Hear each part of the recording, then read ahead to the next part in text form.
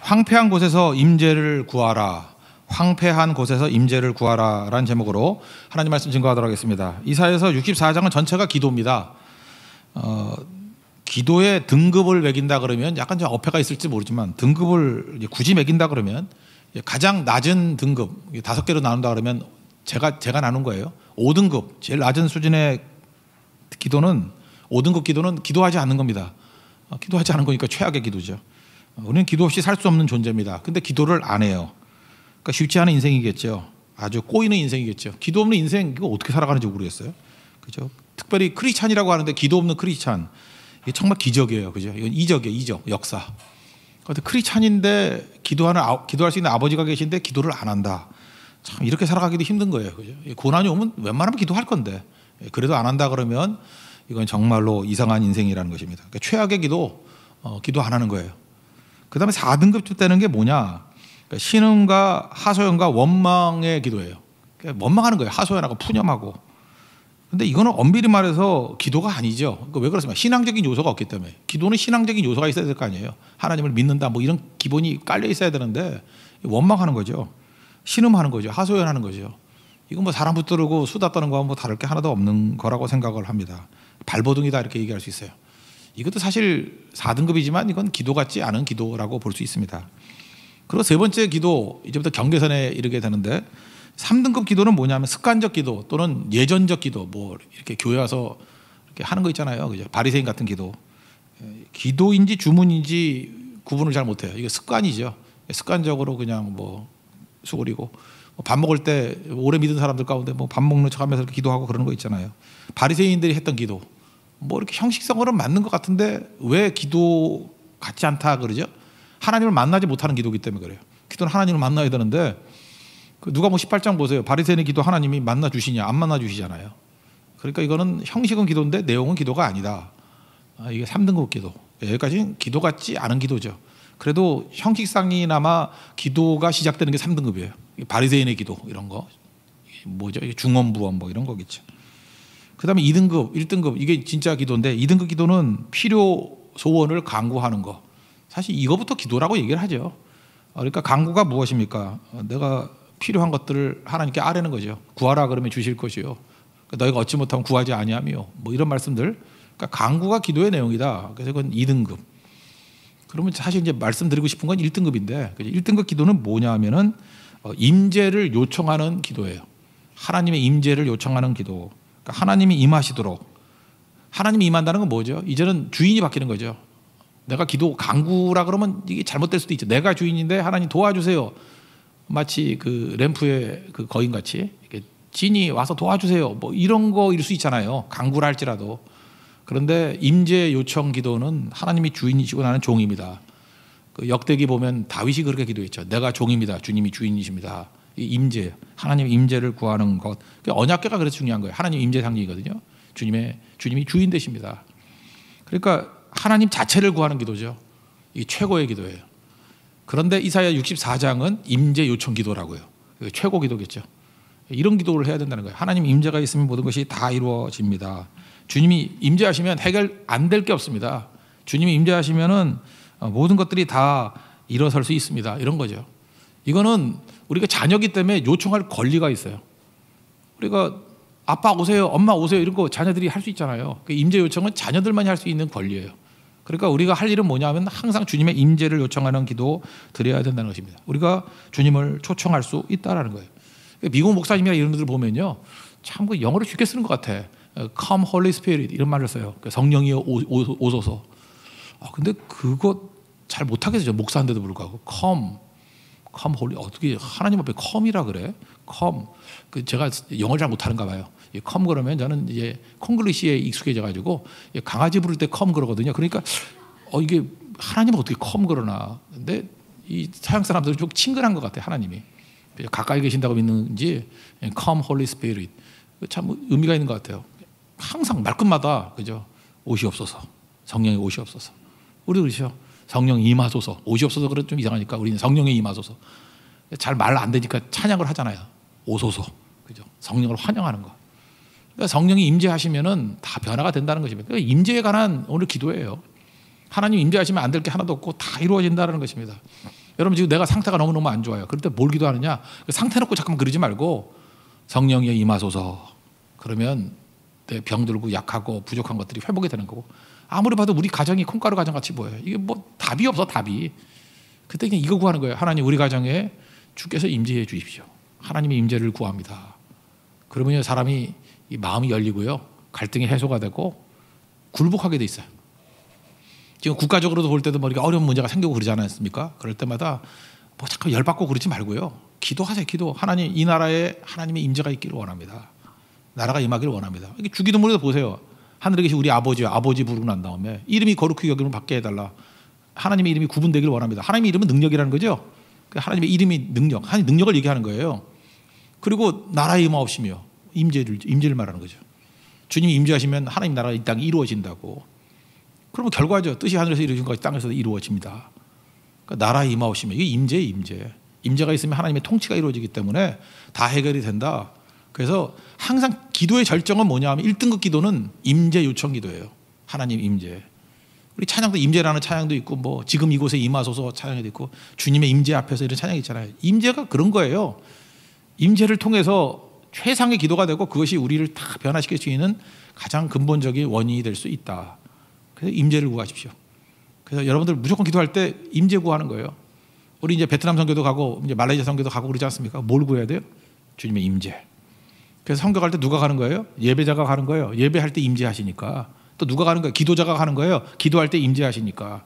그래서 거기 있는 사람들이 뭘 느끼는 거예요? 하나님 임재를 맛보는 거예요. 명절 기간 아닙니까? 우리 가족들 다 모입니다. 그때마다 답이 없죠. 맨날 작년에 싸운 거 또 싸우고, 그죠? 너무 오래간만에 만났으니까 이게 막 쌓아놓던 이 억울한 얘기를 다 하잖아요, 서로. 다시는 안 보는 듯이 또 나가고. 그래서 사실 이게 명절이 평안하기만 한 것 같지는 않아요. 그때에 주님의 임재를 구하라고. 내일과 모레 이 만남 가운데 주님의 임재가 있기를 원합니다. 하나님의 임재가 있으면 다 녹아내려요. 그죠? 그 다음에 신앙적인 얘기를 하게 돼 있고 하나 되게 만드는 능력이 임하게 된다는 것입니다. 마음의 상태가 너무 안 좋죠? 그때마다 딴 거 구하지 말고 주님 내 마음에 임재해 주세요. 그죠? 임재해 주세요. 주님 마음 내 마음 되기를 원합니다. 평화가 임하고요, 그때부터 능력이 임하게 된다는 것입니다. 사실은 그 임재보다 중요한 건 없어요. 우린 자녀이기 때문에 아버지의 임재를 구할 수 있어요. 한번 구해 보시라고요. 주님 임하십니다. 그러면 이겨낼 수 있는 힘이 생기게 된다는 거예요. 그래서 오늘 주제는 임재. 최상의 기도는 임재고, 우리 자녀이기 때문에 임재를 구할 수 있다라는 것입니다. 오늘 이제 본문으로 들어가면요, 1절부터 4절까지 내용이 뭐냐면 이제 과거 기억을 소환하는 거예요. 그러니까 하나님의 임재로 말미암아 크나큰 능력과 승리를 맛보게 되었다라고 하는 거. 이게 출애굽 사건인 것 같아요. 출애굽 사건을 갖다 이렇게 불러내 가지고 하나님의 임재가 있으니까 이게 노예되었던 사람들이 건짐을 받고 그 말도 안 되는 인간들이 하나님 백성으로 이렇게 변화되는 과정이 있지 않았습니까? 애굽을 멸하고 하나님의 능력을 맛보고 은혜를 맛보는 것이 있지 않습니까? 이 기억이 되게 중요한 거죠. 그 기억을 소환하면서 하나님 임재가 필요합니다라고 하는 그런 접근입니다. 신명기의 제일 중요한 주제가 뭐예요? 기억하라거든요. 뭘 기억해요? 하나님 임재를 기억하는 거예요. 하나님이 임재하셨을 때 얼마나 강력함이 있었는지 그걸 기억하라. 누가복음 15장에 보면 탕자도 마찬가지죠. 탕자가 어떻게 돌아왔죠? 기억이 있었기 때문에 그래요. 과거 기억을 소환하는 거예요. 아버지 좋은 아버지라는 거예요. 스스로 돌이켜 내 아버지 집에는 풍족한 품꾼이 얼마나, 품꾼도 잘해준다. 나를 아들로는 아니라 할지라도 품꾼 중에 하나같이는 대해줄 수 있을 만큼 후덕한 분이셔. 우리 아버지는 사랑이 넘치시는 분이요. 돌아가잖아요. 뭘 얘기하는 거예요? 아버지 임재를 그리워하는 거죠. 아버지의 임재. 과거 회상을, 과거 기억을 소환하는 거예요. 그래서 이게 되게 중요하다라는 것입니다. 지금 이 상황이 별로 안 좋았던 것 같아요. 그래서 사방이 우겨쌈을 당한다, 포위됐다. 그럼 우리 그런 말 있죠. 사방이 막혀도 뭐 뚫린 건 하늘이라고. 근데 보니까 하늘도 막힌 것 같아. 그걸 뭐 막막하다 그러죠. 하늘도 막혔다고. 하늘을 쳐다보면 소망이 있어야 되는데 하늘도 막힌 것 같은 거예요. 하늘도 위로가 되지 않는 거예요. 그 상황입니다. 우리 편이 없는 것 같아요. 절망, 답답함. 하나님 뭐 하세요? 언제까지 이렇게 버려두실 거예요? 그때의 과거를 회상하는 거예요. 모세 시대 때를 회상하는 거예요. 1절부터 4절까지 한번 읽겠습니다. 시작. 원하건대 주는 하늘을 가르고 강림하시고 주 앞에서 산들이 진동하기를 불이 섭을 사르며 불이 물을 끓음 같게 하사 주의 원수들이 주의 이름을 알게 하시며 이방 나라들로 주 앞에서 떨게 하옵소서. 주께서 강림하사 우리가 생각하지 못한 두려운 일을 행하시던 그때 산들이 주 앞에서 진동하였사오니 주 외에는 자기를 앙망하는 자를 위하여 이런 일을 행한 신을 옛부터 들은 자도 없고 귀로 들은 자도 없고 눈으로 본 자도 없었나이다. 그러니까 하나님이 얼마나 강력한지 원수들도 다 알게 된다는 거예요. 신의 산에서 하나님께서 임재했을 때 막 진동했다라는 거예요. 여기 산들이 진동한다 그래요. 산이 뭐예요? 산들. 가장 강대한 나라들, 애굽이라든지 바벨론이라든지 여러분 같은 큰 나라, 큰 문제, 여러분에도 큰 산과 같은 문제들이 있죠. 하나님이 임재하시면 산이 진동해 버린대요. 이게 해결이 된다. 그죠? 하나님을 앙망하는 자들에게 이런 일들이 벌어진다. 하나님 왜 이런 일을 행할 분이 누가 있느냐 이런 거죠. 출애굽부터 행하신 분인데 노예에서 한 민족을 건져내 가지고 하나님 백성을 만들었던 분인데 뭐 지금 짜잘한 문제 이게 뭐 안 될 게 뭐가 있느냐. 지금 고백을 하고 있는 거예요. 그러니까 하나님의 임재를 통해서 안 될 것이 하나도 없습니다. 하나님이 임재하시면 문제가 해결됩니다. 승리케 됩니다. 그러니까 여기서 뭘 가르쳐 주는 거예요? 임재 없음이 문제구나 이거죠. 하나님의 임재만 있으면은 무엇이든 다 됩니다. 그러니까 이거 될까 안 될까 그 문제가 아니죠. 된다라는 거예요. 언제? 하나님의 임재만 있으면. 그래서 1절부터 4절까지 뭘 코너로 모느냐 하면 하나님의 임재를 붙들어야 되겠구나. 하나님의 임재만 있으면 다 풀리게 되겠구나. 근데 뭘 얘기를 하는 거예요? 기도하면 하나님이 임재하시는구나. 그러니까 승리한다는 거죠. 기도하면 하나님 임재하시니까. 여러분 기도할 수 있죠? 기도 가운데 하나님 임재하십니다. 예배할 수 있죠? 그때 하나님 임재하십니다. 그러니까 우리가 3대 주제 예배할 때 하나님 임재하신다. 내가 그 예배하는 자들 함께 한다 그랬잖아요. 기도할 때 함께 한다 그랬잖아요. 두세 사람이 내 이름을 모인 곳에 함께 한다고. 선교할 때 마가복음 16장 마지막 절 봐요. 20절에 보면은 말씀을 두루 전파하사 그때 주께서 함께 하사 그러잖아요. 다 뭐예요? 다 임재를 얘기하는 거거든요. 왜 예배가 중요하고 왜 기도가 중요하고 왜 선교가 중요한 거예요? 그때가 임재가 있는 곳이거든요. 하나님 임재가 있기 때문에. 임재가 있으면 다 되는군요. 이 과거 기억을 소환하는 거예요. 우리는 뭐 그런 자산들이 많죠. 소환할 자산이 너무 많은 거야. 이게 재산이에요. 기억할 수 있는 거. 하나님께서 우리에게 이미 주셨던 일들. 그리고 그 다음에 이제 사명을 주는 거야. 이게 선지자니까. 무슨 사명이냐면은 이거예요. 임재 없는 백성들, 그 어둠에 있는 백성들 아니에요. 어둠에 있는 백성들에게 내가 임재가 있도록 만들겠습니다. 이거죠. 임재가 있도록 만들겠습니다. 그럼 내가 뭘 해야 되겠어요? 그들 속에 들어가야겠죠. 그러니까 너희는 세상의 소금이니, 세상의 빛이니, 소금의 저주가 뭐라 그랬어요? 소금 덩어리로 남아있는 거. 녹지 않고. 들어가겠습니다. 들어가겠습니다. 빛도 어둠 가운데 들어가겠습니다. 우리가 고난이 주는 것은 기회라 그랬죠. 우리 새벽에도 보면 고난은 기회예요. 왜 기회죠? 연합하게 만드는 기회라고. 내가 고난 당할 때 뛰어들어가요. 그러면 하나라는 것을 깨닫게 돼요. 그래서 고난 속에 이게 자기 몸을 집어던진 사람들은 계속 친구가 늘어나요. 연합하게 돼요. 특별히 예수님이 고난 당할 때, 하나님의 일을 고난 당할 때 우리가 거기 동참하면 예수님과 우리가 하나가 돼요. 그래서 아무든지 나를 따라오려거든 자기를 부인하고 자기 십자가를 지고 고난에 동참하라는 거죠. 나를 따를지니라. 그럼 내 제자가 된다고. 주님과 하나가 된다고. 그러니까 우리에게 제일 큰 기회는 뭐냐면 고난이 기회예요. 고난 당한 사람 보는 게 기회라고요. 그때 도와주면 하나 되는 거예요. 그때 뛰어들면 연합되는 거예요. 꽃길만 가는 사람들은 뭘 못하죠? 연합을 못해요. 맨날 혼자야. 혼자만 잘 살겠대. 왕따 당하고 이짐에 당하고 결국 버림받는 거죠. 혼자 살아서 뭐 할 거예요? 근데 유다지파라든지 다윗이라든지 공통점이 뭡니까? 어려울 때 들어가는 거죠. 그래서 오늘 본문을 보면요, 이런 게 나와요. 우리는 다 이런 표현을 써요. 나가 사라져요. 나.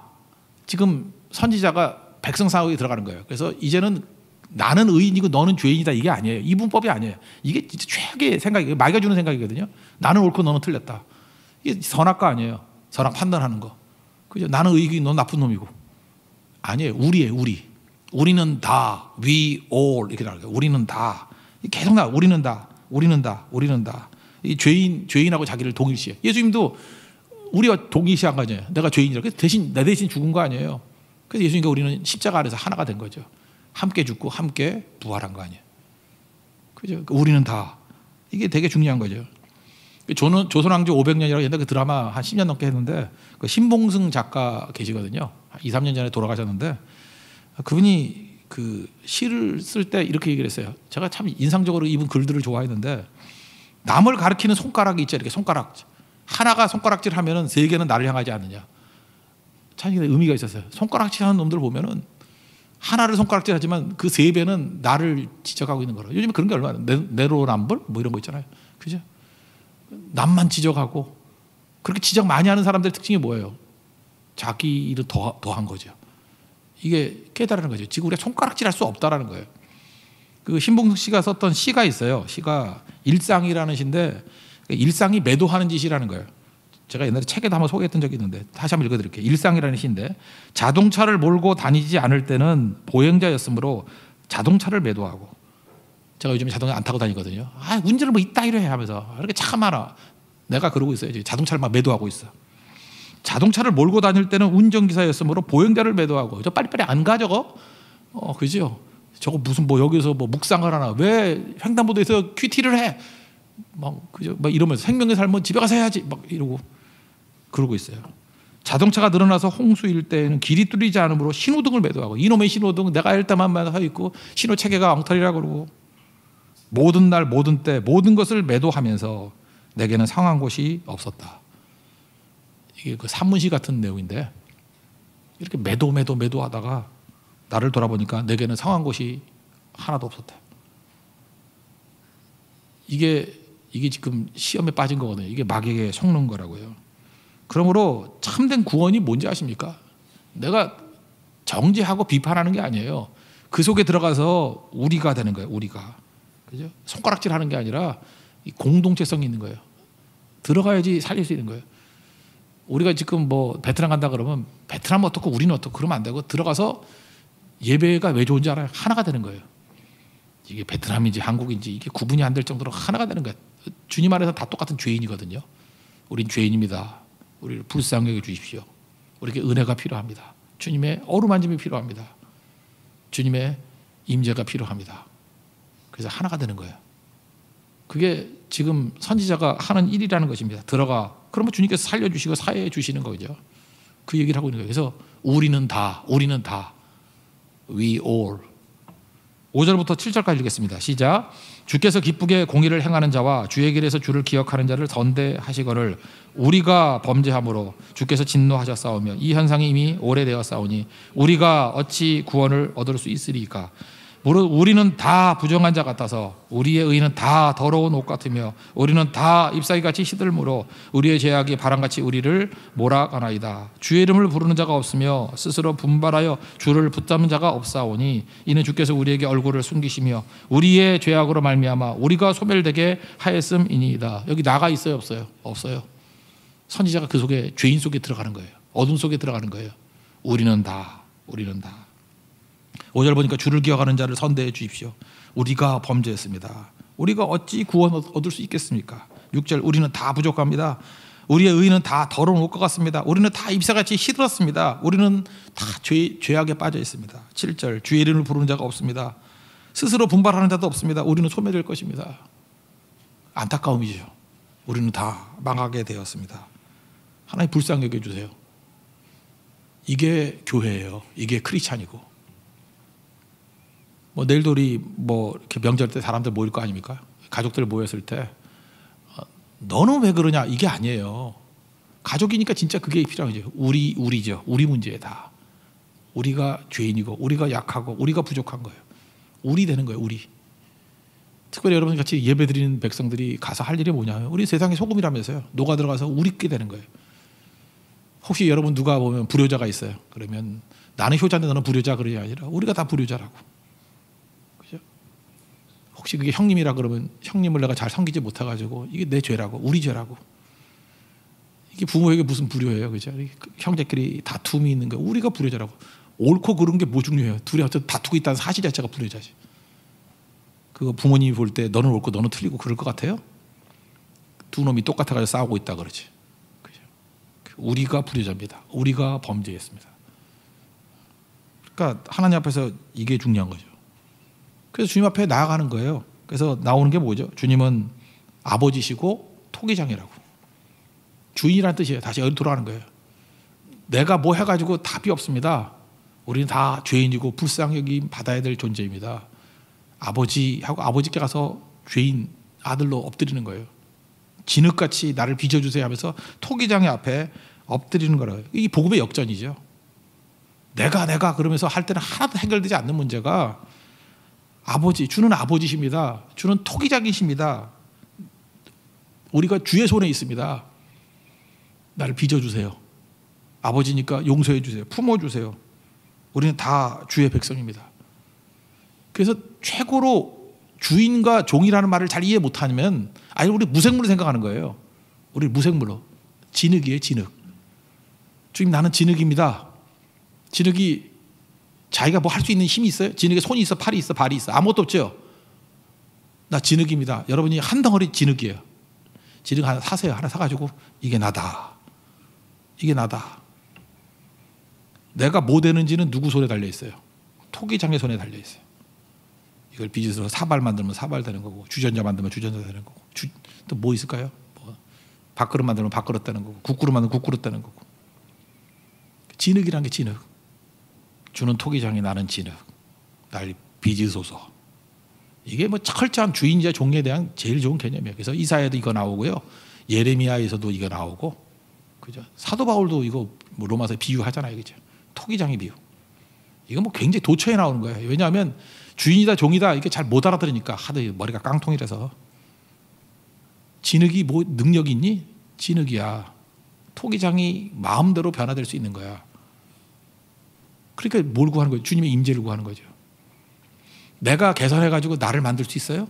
없어요. 내가 개선해서 우리 가정의 문제를 해결할 수 있어요? 없어요. 우리 가정이 진흙이에요. 내가 진흙이에요. 우리 나라가 진흙이에요. 우리 교회가 진흙이에요. 그러니까 뭘 임재를 구하는 거예요. 빚어달라고. 이제 임재의 깊이를 알겠죠. 임재의 능력. 하나님 임재해 주지 않으면 우리는 아무 형체도 가질 수 없습니다. 주님 임재해 주셔서 우리 교회를 만들어 주세요. 빚어 주세요. 우리 가정을 빚어 주세요. 나를 빚어 주세요. 이게 기도라는 것입니다. 8절 9절 읽겠습니다. 시작. 그러나 여호와여 이제 주는 우리 아버지시니이다. 우리는 진흙이요 주는 토기장이시니 우리는 다 주의 손으로 지으신 것이니이다. 여호와여 너무 분노하지 마시오며 죄악을 영원히 기억하지 마시옵소서. 구하오니 보시옵소서. 우리는 다 주의 백성이니이다. 하나님 분노하거나 죄악을 기억하지 마시고 주의 백성입니다. 무슨 얘기예요? 불쌍히 여겨 주십시오. 죄인입니다. 빚어 주십시오. 하나님의 은혜로 우리 죄인인데 내가 뭐 내 죄를 해결할 수 있는 길이 없어요? 불쌍히 여겨 주세요. 씻어 주세요. 그 죄인인데 뭐 내가 뭐 나설 수 있어요? 하나님 나를 사용해 주세요. 나를 이끌어 주세요. 여러분 지금부터 이거 하나 붙들었으면 좋겠어요. 난 진흙이에요. 아무것도 아니에요. 하나님 임재를 구해야죠. 빨리 나 빚어주세요. 하나님 멋진 것으로 빚어주세요. 충성스러운 모습으로 빚어주세요. 그때부터 능력이 나타나기 시작한다라는 것입니다. 이게 중요한 거죠. 그러니까 사실은 이렇게 하는 사람들의 중요한 건 뭐냐면 하나님 임재를 구하는 거예요. 계속 뭘 바라보고 할 때 처음에는 저도 뭐 상담 이렇게 좋은 줄 알았어요. 그래서 교인들 문제 생기면 만나가지고 이야기 나누고 또 뭐 기도해주고 뭐 이러면은 나를 통해서 하나님의 능력이 드러나고 뭐 이런 것 같이 보였는데 물론 맞습니다. 근데 전제가 틀렸어요. 그 인간이 뭘 한다고 되는 게 아니고 이젠 달라졌어요. 너무너무 인생 각 부분을 보면 다 답답하거든요. 그래서 딱 하나 구해요. 하나님 임재해 주세요. 어떻게 일하실지 몰라요, 하나님이. 근데 주님의 임재가 있으면 반드시 일어남이 있더라고요. 그래서 신기해요. 하나님의 임재를 통해서 어떻게 일어나는지. 해결이 돼요. 상처가 치유가 되고 일어서게 되더라는 것입니다. 시선이라는 찬양이 있죠. 그 2절 보니까 모든 시선을 주님께 드리고 전능하신 하나님을 느낄 때 하나님 임재를 느끼죠. 세상은 주의 나라가 되고 통치죠. 하나님 임재가 있어야 주님이 통치하신다고요. 하나님이 일하기 시작한다고. 하나님이 일하시는 거예요.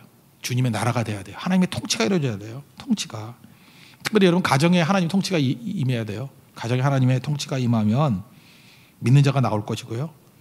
절대로 포기하지 마십시오. 그래서 우리가 이상하게 내가 뭘 하거나 그 사람이 이렇게 가능성이 있어서 변화될 걸 바라보. 그래서 가정이 그래서 절망이 많은 거예요. 왜냐하면 너무 잘하니까 아버지도 알고 어머니도 알고 형제도 알거든. 어떤 인간들인지 얼마나 각박하고 얼마나 변화 안 될지 얼마나 고집불통인지 다 알거든. 그래서 기도도 안 나와. 왜냐하면 알기 때문에. 우리는 베트남 기도가 잘 나와요. 모르니까. 아무것도 몰라. 그래서 모르는 자가 기도하는 거예요. 모르는 자가 막 부어 이렇게 달라고 그래. 우리 대만 하나도 몰랐어요. 내 지금 생각이 아찔해. 내가 풍성당을 알고 뭐 금수당을 알았다 그러면 그렇게 기도 못했을 것 같아. 아무것도 모르니까 막 기도했어요. 하나님 임재를 구했더니 하나님께서 지금 보니까 깜짝 놀라는 거예요. 어떻게 그런 기도를 했지?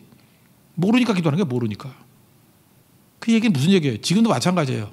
자세히 안다고 해결되는 거 아니에요. 하나님의 임재가 있으면 하나님이 치유해 주시는 겁니다. 교회도 마찬가지예요. 교회에 구할 건 딱 하나예요. 지금 이곳에 임하소서 하고 맨날 찬양하잖아요. 주님의 임재, 임재.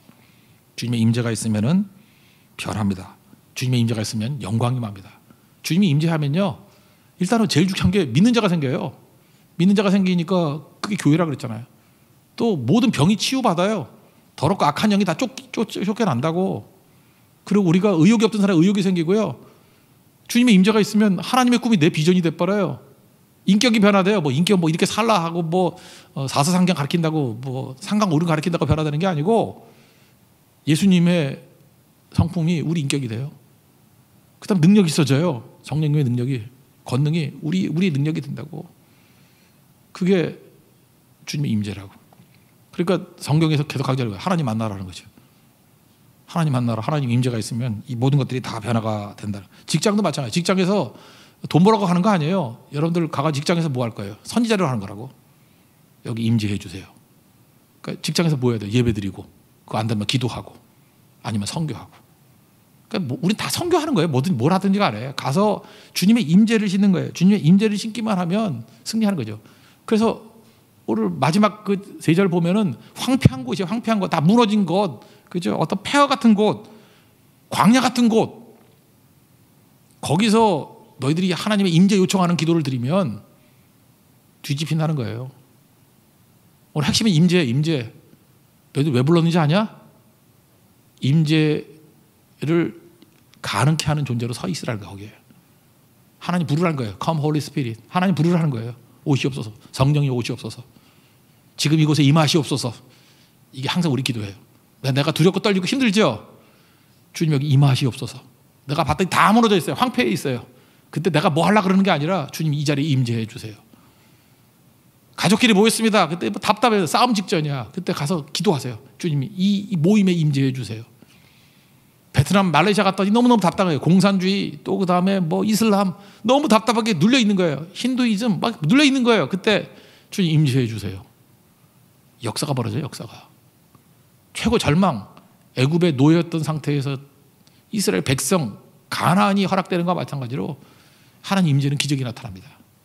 우리 그런 존재예요. 임재를 요청할 수 있는 존재라고요. 자녀들이기 때문에 변화된다는 거예요. 마지막 세 절 한번 보겠습니다. 10절부터 12절 다 같이 읽겠습니다. 시작. 주의 거룩한 성읍들이 광야가 되었으며 시온이 광야가 되었으며 예루살렘이 황폐하였나이다. 우리 조상들이 주를 찬송하던 우리의 거룩하고 아름다운 성전이 불에 탔으며 우리가 즐거워하던 것이 다 황폐하였나이다. 여호와여 이러거늘 주께서 아직도 가만히 계시려 하시나이까.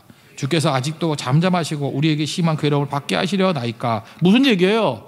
이렇게 광야, 황폐함, 아무것도 없음 가만히 계시겠습니까? 아니죠. 성령의 임하소서 이거죠. 주님 임하시면 다 뒤집어 버립니다. 이게 기도예요. 그래서 우리의 기도로 세상이 변화된다는 게 바로 그런 뜻입니다. 뭐 기도 믿습니다 하면서 이렇게 힘준다고 되는 게 아니고 침튀긴다고 되는 게 아니고 우리의 기도는 임재의 요청 기도예요. 최고 기도입니다. 최특급 기도고 그 기도 들어주십니다. 변화된다는 거예요. 오늘도 이 기도를 통해서 우리 세상을 변화시킬 수 있는 하나님의 능력의 종되기를 축원합니다. 자리에서 일어나겠습니다. 지금 이곳에 임하소서 찬양하겠습니다.